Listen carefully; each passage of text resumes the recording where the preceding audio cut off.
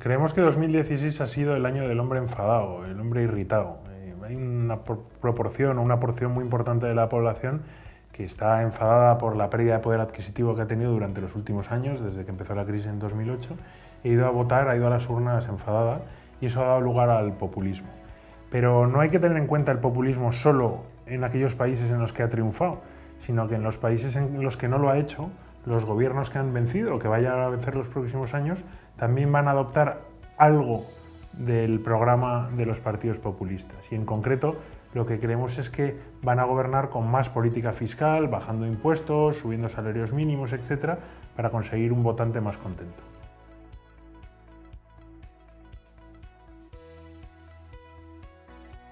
Creemos que el efecto que va a tener que los nuevos gobiernos apliquen más política fiscal es muy importante.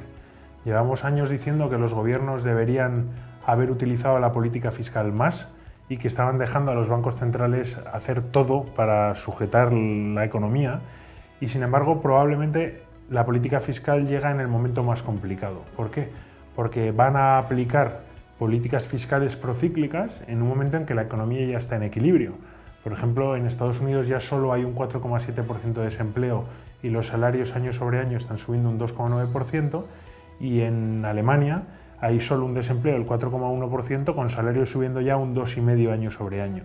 Aplicar política fiscal en un momento de equilibrio lo que creemos es que puede crear un mini superciclo, un ciclo de crecimiento económico, pero que por diversas razones creemos que no va a llevar a un ciclo continuado o a un periodo de crecimiento económico muy fuerte durante los próximos años.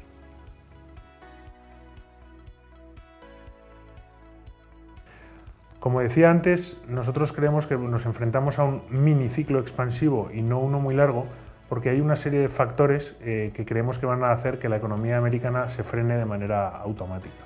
Algunos son muy concretos, como puede ser una valoración excesiva de la bolsa americana. Calculamos que estamos ahora con un PER de beneficios publicados de alrededor de 19-20 veces.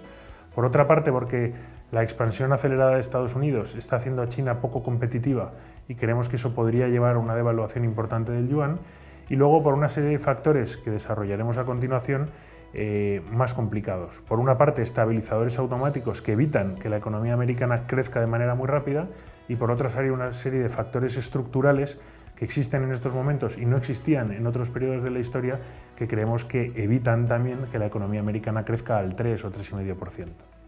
Respecto a los estabilizadores automáticos, no son nuevos, son los que ocurren siempre cuando una economía que sale de un periodo de poco crecimiento pasa a crecer mucho. A medida que la economía americana mejora, pues empieza a haber algo de inflación, y eso lo estamos viendo en forma de apreciación de salarios y subida del precio de las materias primas, y ambos evidentemente tendrán un impacto negativo en los beneficios empresariales. Pero también podremos ver probablemente una subida de tipos de interés, de hecho ya la empezamos a ver. En el mercado secundario los tipos de interés a 10 años estaban al 1,6% a mediados del año pasado y a día de hoy están al 2,4 o 2,5%, y eso tendrá un impacto en los costes de financiación de las empresas. Y por último, todo lo anterior tendrá un impacto probablemente en el dólar, y ya lo está teniendo. Un dólar a 1,05, 1,06, 1,07 respecto al euro, pues evidentemente va a tener un impacto negativo también en las economías, en las empresas americanas que exportan a Europa, y lo mismo ocurre con el resto del mundo. Y luego tenemos también los factores estructurales que existen hoy y que creemos que no existían en otros periodos de la historia. Los más importantes son un envejecimiento de la población, cuyo primer impacto en la economía es que los baby boomers, los nacidos después de la Segunda Guerra Mundial, se están jubilando, y por tanto la población activa, la gente que trabaja y que quiere trabajar, crece a un ritmo bastante menor que el que crecía en los años 80 o 90.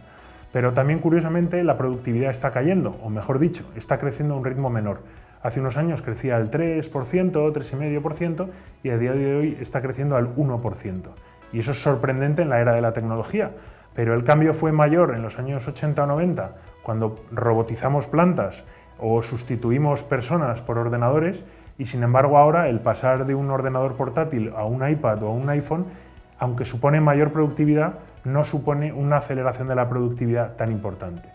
Y los otros dos factores son la deuda y el miedo a endeudarse, y las nuevas tecnologías, lo que llamamos la economía colaborativa.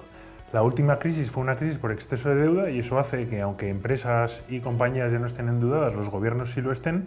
y hace también que la gente tenga menos ganas de endeudarse y por tanto la velocidad de circulación del dinero es menor. Y curiosamente el último factor que citamos es la tecnología. A día de hoy Airbnb, Uber, Cabify, Amazon son nuevas implantaciones de tecnología que, aunque a futuro aportarán seguro muchísimos puestos de trabajo, a día de hoy están teniendo un impacto significativo en muchos sectores y que evita que esos sectores puedan crecer al ritmo al que crecían, con lo cual por ahora es un parón probablemente para volver a crecer y a día de hoy lo citaríamos como un factor estructural que impide que la economía crezca a una velocidad muy acelerada.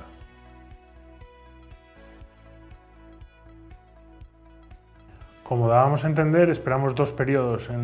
económicos en los mercados este año, un miniciclo expansivo en el que veamos un crecimiento atractivo y una segunda parte en la que todos esos factores que hemos citado frenen a la economía. Y lo que vamos a intentar es dar una serie de ideas para cada uno de las dos fases o los dos ciclos. La primera fase, a pesar de que somos positivos, creíamos que habría que estar neutrales en bolsa por ser prudentes y que la apreciación del dólar, la depreciación del euro, va a ayudar bastante a las bolsas europeas, con lo cual estaríamos largos de Europa respecto a otros países. Respecto a los sectores, estaríamos en los sectores más baratos, que son los más cíclicos y los que más castigados han estado, como puede ser energía, como puede ser materias primas o como puede ser bancos. En renta fija, desde luego, no tendríamos riesgo de tipos de interés, duración, y sí que estaríamos en crédito, sobre todo en el sector financiero. Y por último, a pesar de que es una fase en la que creemos que el dólar se podría apreciar, pues creemos que no merece la pena tener demasiada inversión en dólar. Y el activo, el único activo en el que creemos que va a haber que estar invertidos todo el año, tanto en una fase como en la otra, es en el retorno absoluto, en aquellos fondos que tienen la intención de obtener una rentabilidad relativamente baja, entre el 1 y el 4%, con una volatilidad muy controlada, buscando ineficiencias del mercado y sin un índice de referencia. Creemos que esos activos van a ser la espina dorsal de la rentabilidad que podamos proporcionar este año. Y en esa segunda fase, a medida que veamos datos macro un poquito más suaves, en la que se demuestre que esos estabilizadores automáticos y factores estructurales que hemos citado impiden que la economía consiga velocidad de despegue, pues habrá que ser más prudentes. En esa fase habrá que tener algo menos de peso en bolsa, ya no estaríamos tan largos de Europa, probablemente sí que merezca la pena empezar a tener algo de riesgo de tipos de interés y también, en lugar de tesorería, tendríamos una inversión importante en retorno absoluto, porque esa parte de la cartera probablemente pese mucho y si podemos conseguir una rentabilidad entre el 1, 2, 3% con un riesgo controlado, pues habremos hecho bien una parte importante de los deberes que tenemos que hacer este año.